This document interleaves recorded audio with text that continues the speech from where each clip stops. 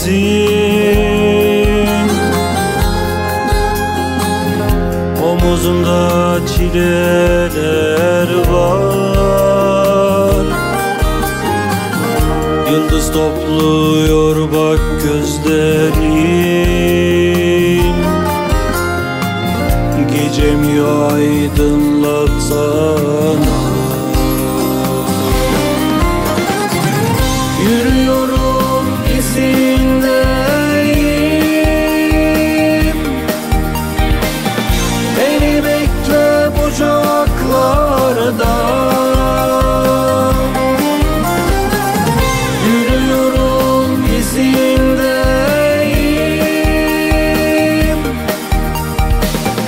beni bekle bucaklarda. Açlığımı unuturum, seninle yalnızlığımda. Yıldız topluyor bak gözlerim, gecemi aydınlatsana.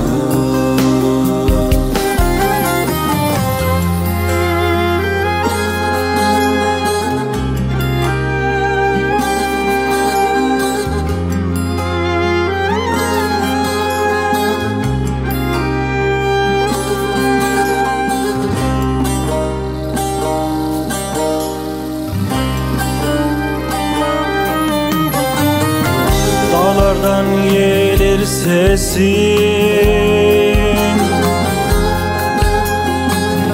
hep seni düşündüğümde.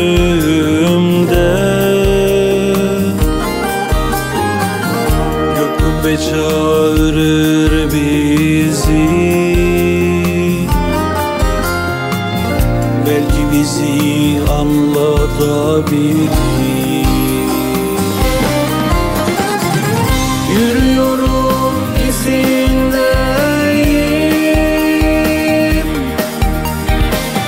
beni bekle bucaklarda. Yürüyorum izindeyim, beni bekle bucaklarda. Açlığımı unuturum, seninle yalnızlığımda. Yıldız topluyor bak gözlerim, gecemi aydınlatsana.